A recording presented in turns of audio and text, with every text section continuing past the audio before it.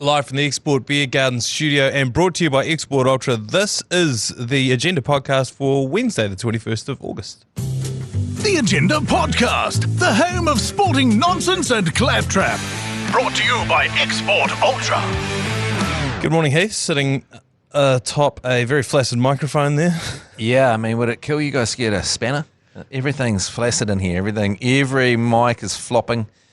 Every camera is tilting. Every morning we come in here and we have to adjust everything from where it was yesterday, despite no one having touched it, just because we're running on the smell of an oily rag. There's never been a studio that would benefit more from a bit of spanner work. Is there, are these some kind of budget mic stands, or is this the best? Is this the best you can buy? That for the as soon as you screw them once, they strip the screw. For the longest time, we didn't even have mic stands. It was like one of them was, you know, the conductors of an orchestra, the little thing they have. One of them was that. You know, I think we had a small child in there holding the microphones for a while. Yeah, what's up with that? I just saw this footage of Berlin 1920 something. Some child, chimney sweeps heading off to work. Oh yeah, like about 4 years old. And how back then, it used to, no matter how old you were, you wore like a suit and a cap. It didn't matter if you were a chimney sweep, whatever, you went off to work looking good. Yeah. Waistcoat. Yeah. I mean, is it time with these difficult economic times to just get kids out of school to hold mic stands? I think the clearest example of this is that, children nowadays, because they don't work, what's the most popular game in the world? It's Minecraft. That's true. They want to work. Kids want to work. They yearn for the mines. And what are they doing? They're building forts. If they get away from Minecraft, then they'll build a couch fort. Yeah. So they actually want to get into the construction industry. And who are we to hold them back? But is there a rising tide of kids playing chimney sweep games? No. Although I gave up Dead Red Redemption. Yeah. Because I was just working for my fucking gang. I was working 2 jobs. I was like, one day it just struck me on, well, these guys aren't doing shit. Yeah. I'm working my ass off and it's not even real. I spent 40 hours out in the bush just getting possum furs to sell back in town for fucking $3. I was like, what am I doing in this game? Yeah, I was fishing. Yeah. Yeah, I was ferrying people back and forth to town. I was doing a horse courier job for a while. It's bullshit. And you're paying hundreds of dollars for the privilege as well. Yeah. It is. It's ridiculous. And kids call it grinding. I've just got a lot of grind to do. They go like, what do you got to do tonight? You say to your kid, I've got some grinding to do on this game. Like it's a chore. That? So I've just got to get through some stuff. I was like, oh, well, fuck, they've really got you. How about you grind the skids off the toilet bowl? that is a good point. I saw a meme last night. I was talking about Grand Theft Auto. What is it, 6 that's coming out? Yeah. And they're like, can't wait to watch dudes spend hours on the game getting their character into peak physical condition. Like, if you just did that in real life, do you know how far ahead you'd be? There is the game of life that we can play. Yeah. There's also the game of the life, the board game, which isn't. That's a pretty good game. I've only played that once. And I played with Chris Keane, another friend of ours, Sam. Wasted, like the day after, the 1st of January, like after New Year's. Anyway, we all blacked out playing the game. We woke up the next morning and had to have a count back to see who'd actually won. Turns out I'd won. Oh, really? That's awesome. Did you go to college or did you just go straight into the workforce? I went straight into the workforce. Oh, and that worked out for you? Yeah, I was like, I'm going to the University of Life. And how many kids did you have in the backseat? You got to have all of them before you can finish, don't you? Yeah, I guess so. You got to have 4 kids. Is it 4? Yeah. Yeah. 3 or 4. In the back of the car. Yeah, whatever it was. We had a boundary count. Quite a traditional view of the game of life. I know. It's like this is what you have to have a successful life. Have they made an updated version for 2024, like a woke version of that? That would be a minefield. The whole thing. The whole thing would be a minefield. I don't even want to go into it here on this podcast. Yeah. Anyway, yesterday we had a big photo shoot for a big TV show that's coming up. Yeah. Has that been announced, that show? Yes, yeah, there's a press release out. The ACC does Game of Two Halves. Yeah, so you and me in it. Yep. G-Lane's not in it. G-Lane is not in it. Why is he not in it? No, what? Odd. Odd. What's he done recently? That I know. Yeah, anyway, I don't know why he's not in it. But he's not. He's not. But Michaela Blyde is in it. Oh, my God. So we met, yes. So we did the photo shoot yesterday. Laura McGoldrick was there. Michaela Blyde was there. She brought her gold medal with her. Because why the fuck wouldn't you? You'd bring it everywhere. One of her 2 gold medals. She didn't bring the other one. That's a good point. The new shiny one from Paris, we got to hold it. Just as heavy as you'd think they'd be. Very heavy. It's got a bit of the Eiffel Tower in it, she said. Yeah. So they got a bit of iron, steel. the Eiffel Tower that they took for some maintenance, and then that's coated with gold. Had a look at the front, had a look at the back. What I quite liked was the lanyard thing that it's on was quite worn out. It was like quite dirty. She's obviously been wearing it absolutely everywhere she went. Yeah. Are you allowed? Because I held it. Yes. Did you put it around your neck? Yes. Because I was wondering if you were allowed to put it around your neck. Like what the protocol is on a gold medal if you haven't earned it. Although I said to Michaela, you remember I said, we earned this because we're all New Zealanders. She agreed. She agreed. She said she said, well, and you said, well, she's done the lion's share of the work. And I said, but it's all of our gold medal. Yeah, and that's although she wouldn't let me leave with it. That's what she said as well. She said, look, yeah, I did all the hard work, all the sacrifices that I made. Yeah. But this is ours. She scored more tries in the tournament than me. Well, that's just you weren't allowed to play. Yeah, it was location bias. Yeah. But yeah, I got a photo with it around my neck. I think I'm going to get the rings tattooed now. Oh. Now that I've had the gold medal around my neck, isn't that how it works? Yeah. Yeah. Once you can hold the gold, once you can feel the steel, tickle that nickel, baby, you get that little Olympic I felt rings. quite patriotic holding it, actually. I just about cried, yeah. I was trying to hold awesome. it together in front of her. But yeah, so the TV show is starting in September. We filmed that. But because, I've been on the odd bullshit TV show here and there, and coincidentally, they've all shut down almost immediately after I was a guest on any of them. But it's interesting to me learning how the whole TV thing worked, and it made me think, how did Back of the Y work? Because it aired every week. Yeah. But when you watch those episodes, it didn't seem like something you could just whip up from week to week. Yeah, well, it started off, that TV show I made as a sort of Wayne's World situation with me and my mate Chris shooting it in his lounge and going off and shooting stunts. And every week we'd put it up on Triangle Television.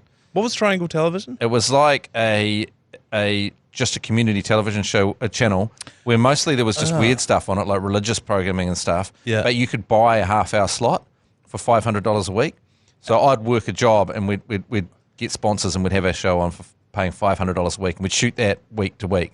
And we just had, it was like this. It was so similar to this. We just had tripods with cameras on them, and we sat in the lounge and we interviewed each other in stupid stunt uniforms. Then he'd go outside, I'd run him over in a car, and then we'd come back and talk about it. And it got quite popular in a Waynesville kind of way. But then when we went to TV, when we went to TV NZer, it kind of had to be better than that. So we shot them all. And they were supposed to sort of come out just as we were shooting them, but then news got out that the most offensive and disgusting show of all time had been made. A guy called Bill Ralston started writing articles every week how we had to stop Back of the Y going to air. But had he seen... So someone stupidly from TVNZ sent out a couple of episodes... Like a demo. On a demo thing. What, check this out, this is coming out. Yeah, and that went round. And then there were questions in Parliament that what's the state broadcaster doing broadcasting this? Because my sign-off at the end was... I've been Danny Parker, see you cunts next week, which was quite confronting for 2002. Oh, 2024 would probably raise a couple eyebrows. So there were questions asked in Parliament. So we'd shot it all, and then they were like, TVNZ said, this is never going to air. Who was the Prime Minister then? Was that Jenny Shipley? Did she have to field that? Jim Bolger? Actually, no, I think it was it Helen Clark? Yeah, that might have been. Because it only got on TV in the end because a guy that was sort of an extra on the show, his auntie was the Minister of Broadcasting. Oh. So his mum rang up and said, hey, bloody Belinda, he's not on bloody TV. And he was going to be on TV and it was going to sort his shit out. And then so she just rang up TV and said, put it on. It's bloody my nephew's TV show. Put it on. Yeah. And so it went to air. But this show, we're making Game of Two Halves. There's not as many stunts in it. Hopefully. There's not as much fire in it. I mean, we're probably not jumping a car through the set. I hope not. And it has to be topical for sports, doesn't it? Yeah, so this will be recorded. I think it's live-ish. Yeah. More or less. Live, then put out at a different moment. Yeah. It's interesting to see how it goes. I'm looking forward to the rising tide of people that go, fuck you, you're ruining the legacy of Game of Two Halves. Yeah. I'm interested to see that. Let's just go down the line of who was on Game of Two Halves. Matthew Ridge. Yep. Tony Veach. Yep. Martin Devlin. Yep. Mark Ellis. Mark Ellis. And then also Mike King. Yeah. Wow, that's quite a gallery of individuals, isn't it? That is a 66% cancellation rate, is what that is. So, yes, it's going to be different, but don't say that we're besmirching the good name of Game of Two Halves, you know? Yeah, we've only had one member cancelled so far. And he preemptively got cancelled, so he won't be on the show. Yeah. He politely got cancelled in advance. Look, guys, I'm going to save us all a little bit of effort here. I want to cancel myself. We know which way this is going. Preemptively cancel myself, yeah. So we went out to the rabbit warren that is Sky out there. I found it funny. I went into the wee changing room there, and there's a whole James McConey corner of a wardrobe. Have you seen that? Wow. McConey's got his own McConey wardrobe. He's been out there for a long time, James McConey, hasn't he? Yeah, he has. Yeah. He's actually also been in Paris for a long time now. Yeah. He's still not back. I think he'll be back over there for another couple of weeks. Really? What? Oh, for the Paralympics? No. I think he's coming. I think he's just sort of. He went on holiday. He was when we got over there for the Rugby World Cup. He'd been there for about 5 years. He was like finding an explorer that was lost. He'd picked up an accent. Yeah. He was speaking to the locals. He was, translating for us. Yeah. Getting around on the old tube there. Oh, James McConey, eh? Bless him. But anyway, I really enjoyed the photo shoot yesterday. It was quite fun to humiliate ourselves in front of different people this time. And then also, obviously, to feel the steel that is the gold medal. Yeah. Highlight of my day. Hey, the greatest New Zealander of all time debate rages on, but this is actually the last matchup of the first round. What happened with Richard Hadley v. Daniel Vittorio? I heard you and Jeremy talking about it yesterday. Yeah. This one actually was closer than like a few of the landslides that had been before. Richard Hadley did take it out in the end. Yeah, I mean, Richard Hadley's getting to the point where he's so long ago now that people might not realise how important he was for New Zealand cricket. The concept of us being good at cricket was sort of created with Richard Hadley. Yeah, and I actually do think that people recognise that because, I never saw him play, but I do... because he's still around, everything's named after him. Yeah. I would have voted for him, despite the fact that Daniel Vittorio was my favourite cricketer growing up until I realised that my name rhymed with Manaia Stewart. And then all of a sudden, Manaia Stewart was terrorising backyards around South Canterbury. But yeah, so I probably would have voted for Paddles as well. It was funny talking to Jerry yesterday. He is tragically the biggest Hadley fan of all time. Yeah, and I was listening to the podcast while I was at the gym, and I know everything that Jerry was going to say next because he's so gone through, unrequested, gone through both that dinner, that lunch where we were sitting beside Richard Hadley and Waka Yunus, and also like he brings it up in conversation like it's like non sequiturs. Yeah. Like it's just you'll be talking about should we get some lunch? I had lunch with Richard Hadley, and it was actually very generous of Stephen Fleming because he placed me between. It's like, okay, mate, we know where this is bloody going. Yeah, you'd be like, Jerry, what's your opinion on what's going on in Palestine? Well, it's funny you say that because last year for 7 Sharp, I went down when Richard Hadley was selling his house, and but despite that, they're still such good yarns to hear. They're fantastic. It's like when it's any dude that's really into a thing, and it doesn't matter whether you give a shit about that thing or not. Yeah. If the person really cares about it. Desperately hungover one day, myself and Matt Ward watched an entire hour-long documentary on how oboes are made. Oh, wow. How are oboes made? Oh, I don't have time to go into it right now. There's the weird reed at the top, eh? So it's got a little squeaky thing that you shove in the oboe. Yep. And then you've got all the bits attached to it. Well, and funnily enough, depending on where the bits are, the different holes that you cover with the bits of metal, they'll use a different material for underneath the holes. So up the top, you're going to have rubber and things like that. Further down, you'll have wood. Right down the bottom, you might have a little bit of metal there. Who's the person that plays the oboe instead of the saxophone? Like you've got the opportunity to play Baker Street, or Careless Whisper in a shopping mall, and you go oboe. Like you're blowing down something. You were right there. Yeah, you're right there. You could have been, Mad Max 3 Beyond Thunderdome. Yeah. You could be Tina Turner's bloody saxophone. You could be playing the saxophone solo from Simply the Best, but you're playing the oboe. And what's the most famous oboe song? Could not tell you. No. Watch this whole documentary, hour long. I've told the story many times before. Desperately hung over the pair of us. And right at the end, we're like, sweet, now we know how it's made. Fire that fucking thing up. And then they cut to credits. We never heard a single note out of the oboe. It did my head in. To this day, I'm still upset about it. Oh, you say right. Why is a saxophone sexy and an oboe's not? Yeah, I don't know. I think the saxophone just cuts through.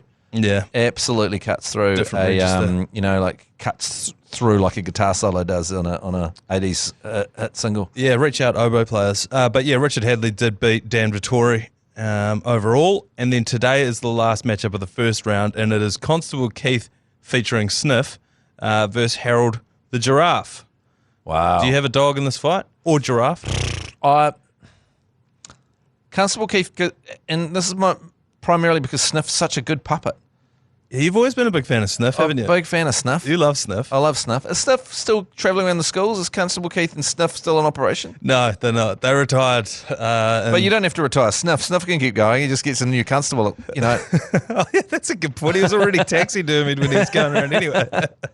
Wouldn't it matter if Constable... Sniff wasn't real, Manaia. Yeah, and I always confused. We had like just a local cop used to come in and talk to us about like stranger danger and things like that, and I always just assumed he was Constable Keith when I was a kid.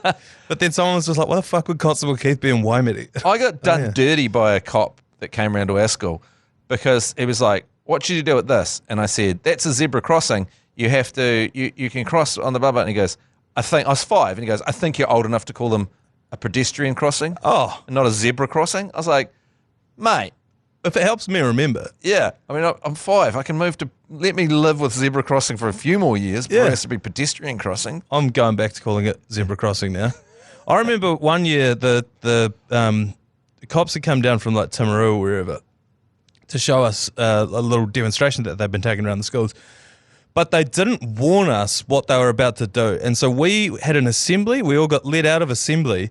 And then a man in like massive baggy clothing came sprinting out from behind us in assembly and sprinting out across the field, and he was like yelling, and we turned around and were like, what the fuck, we'd never seen this dude before. Then an Alsatian comes bounding out of the hallway, chased him down, caught him by the arm and just started ripping him. Jesus! Yeah. He had all the padding and shit underneath his clothes, but they didn't tell us that that's what they were going to do. So there was all these school kids who was like, oh my God, what the fuck is happening? First of all, who's he? I just knocked something off the side of me there. And then second of all, why is he being ripped to bits by a dog? And then he had to come over and explain to us like, oh yeah, this is how we train the dogs and whatever. I was let out of a school assembly once because we were being talked to by a cop and he brought out his handcuffs to show the thing. Oh, yeah. And I put up my hand and I said, can you cuff Mr. Letts, the principal? Yeah. It wasn't actually Mr. Letts. Put the cuffs on the principal for a whole laugh. Yeah. And the school laughed. It was quite a good joke, you know, Room 7 laugh. or 8. Yeah, it was a room laugh. Cuff the Mr. What's his name? And then I got bloody collared and taken out by a teacher. Oh. So that's For dissent. I know, it's just a bit of jocularity, guys. But I think for me, I just remember being so excited whenever I'd see the Herald school bus pull into... Yeah, right. It was just something so cool about it. Like you go in, it was like sitting in a movie theater. Yeah. It was also like a day or a half day off school. Yeah. It'll be interesting to see how that goes. I'm Team Harold. Yeah. Your team, Constable Keith and Sniff. Yeah, more Sniff than Constable Keith. I'm not because I got anything against Constable Keith. It's just because you love Sniff. I was just very Sniff focused. I didn't hear a word Constable Keith said. Still are quite Sniff focused. Yeah, I am. Yeah. Can be over a weekend. We're going to take a quick break. Snag and Shangy Sports Scholarship still raging on, by the way. I don't know if you've seen the testimonial video, but go and have a look on the ACC Instagram to find out what it's all about. And if you want to win that, you can text CHIP to 3236. Follow the link. You'll be in to win the ultimate ACC prize pack. Quick break. We'll be right back. Something crossed my desk this morning, Heath. By the way, I don't have a desk. Nothing crosses it. I just read this on the news. But I wanted to run it past your bullshit detector if I could. Yeah, okay, cool. Top-ranked tennis player Yannick Sinner has tested positive twice for an anabolic steroid in March, but will not be suspended because the International Tennis Integrity Agency determined the banned performance enhancer entered his system unintentionally through a massage from his physiotherapist. Okay, what, so his physiotherapist is massively on the anabolic steroids and they just came through the fingers? Sinner said his test results happened because his fitness trainer purchased an over-the-counter spray to give to Sinner's physiotherapist to treat a cut on the physiotherapist's finger. The physiotherapist then treated Sinner while not wearing gloves. Wow, that is convoluted. These excuses become more and more convoluted every time you hear them, don't they? Yeah, and your last name's Sinner. So is there because there's a word for it, I can't remember it, where your name can actually manifest behaviour in you? Oh, really? Yeah.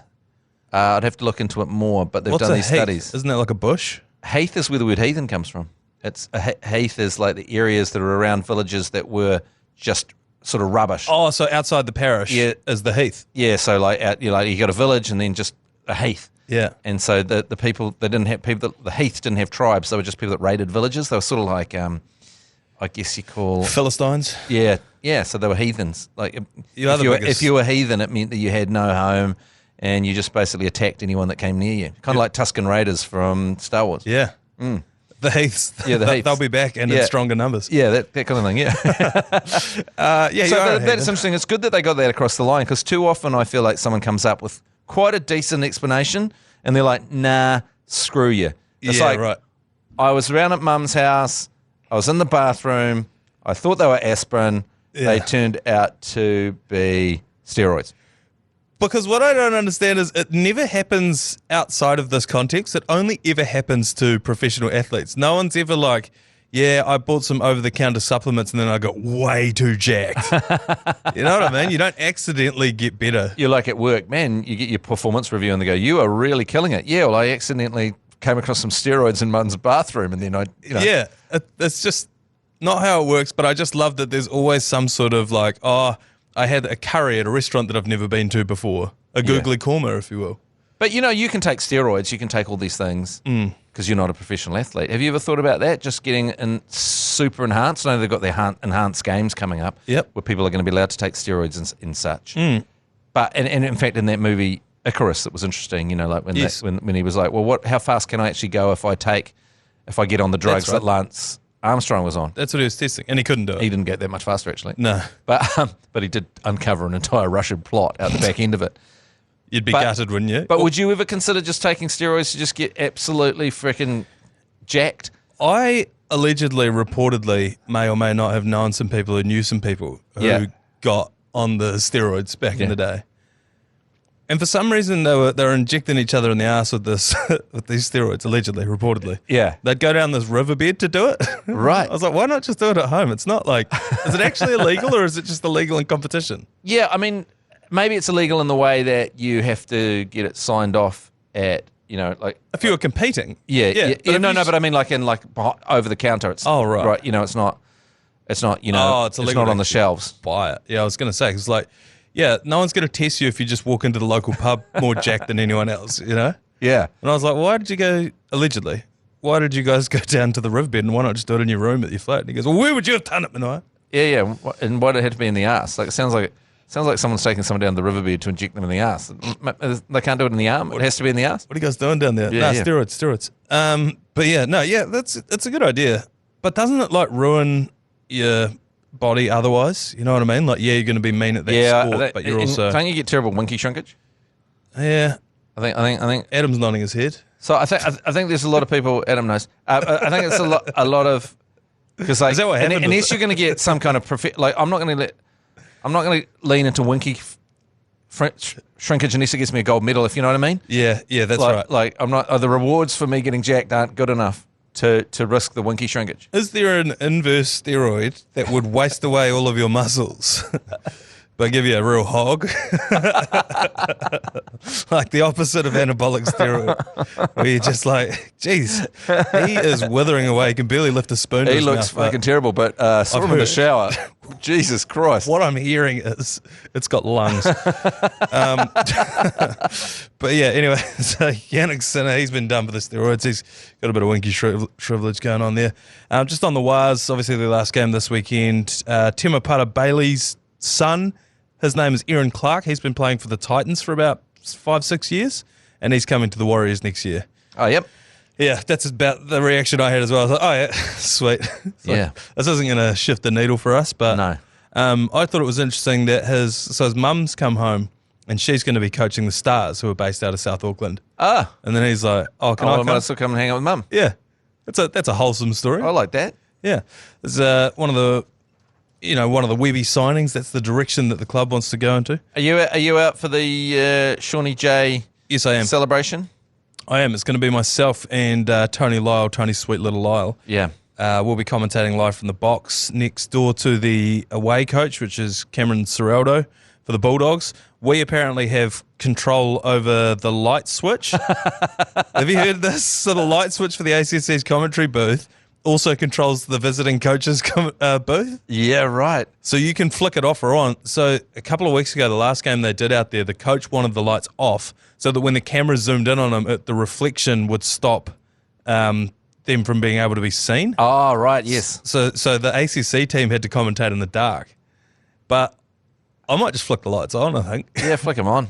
Do it. Have a crack. I mean, what's the best moment to do it? Like, so he's upset. Yes. And then you also turn the lights off? Yes. So you time it perfectly so he looks down and you go boom and the lights turn off. I think you go The mise en scene. Yep. Stone cold knock on. Yeah. From the Bulldogs. Yep.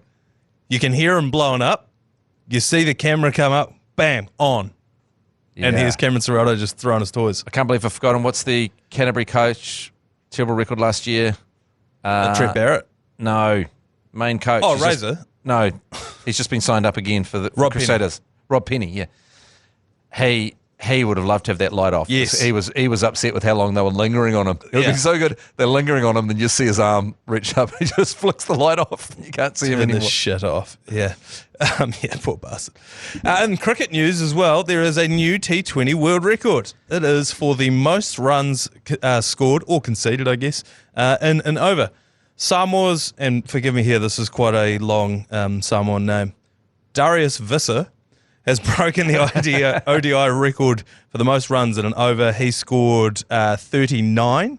This record has been broken about 3 times in the last 6 months, it seems. This was in an ODI. Look, can we call it an ODI? It was between Samoa and Vanuatu. The over went thusly. 6, 6, 6.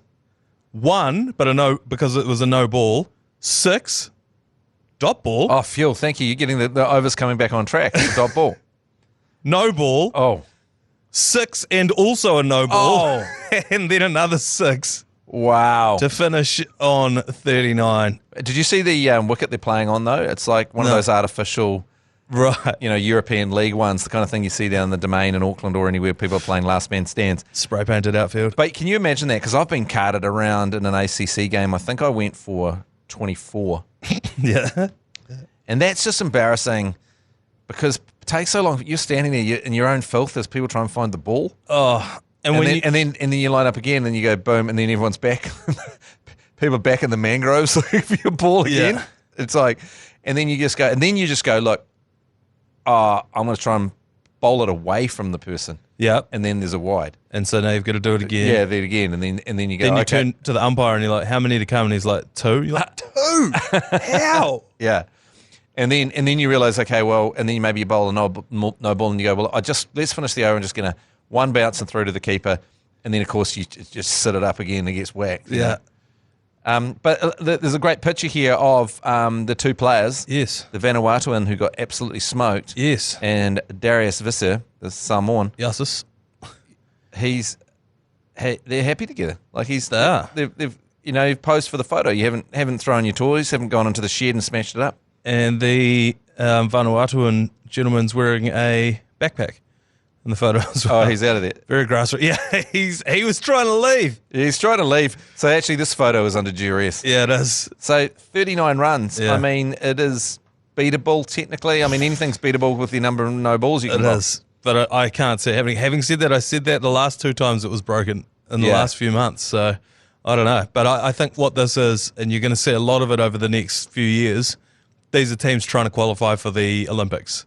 Right. Because Samoa and Vanuatu haven't had like a proud history of cricket. But all of a sudden, now that it's at the Olympics, it's like, shit, someone's got to qualify in the Oceania field behind us. So who's it going to be? Oh, of course. Yeah. I presume that's how it works. I actually don't know. Yeah, I don't know either. All right, let's take a quick break. When we come back, I've got a half-baked sports idea for you, and then I want to debut a brand new segment as well. Oh, exciting. Half-baked sports idea. I've been going to the gym quite a bit lately, Heath. You can probably tell, just to look at me. But do you reckon you could get with your just to go back? I'm actually going back before the break, but do you reckon you'd back yourself to not get hit for 6 sixes by a Samoan international? No, you don't. Yeah. No, all right, neither. I don't. Just after my performance at the Dulux Tradies 11, I don't think I could do it. You got a wicket? I got a wicket, but your endless wrongins? I got a wicket from the endless onslaught of wrongins.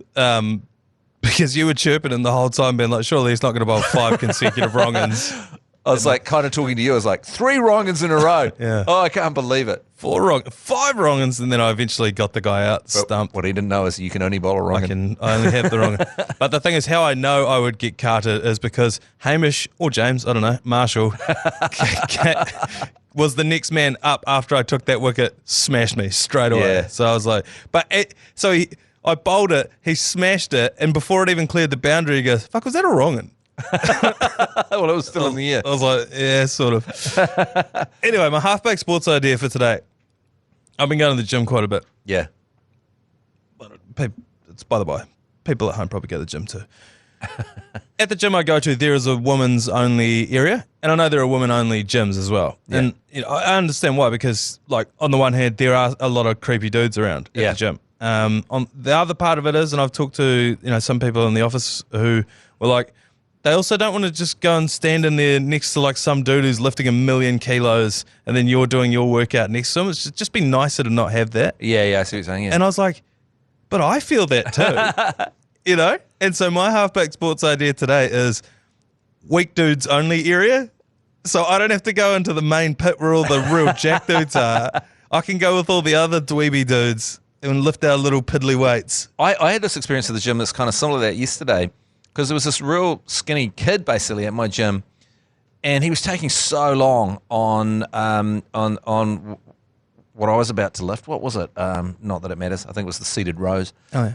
And then I came over, and he's a skinny little guy, and I was judging him for just spending so much time on his phone between sets. Yeah. And then I go over and I look at how much he's lifting. The machine's down on 90 kgs. Yeah, right. I'm like, holy shit, that little kid was lifting that, and then I'm pulling it right back to 40. Yeah, that's right. Yeah.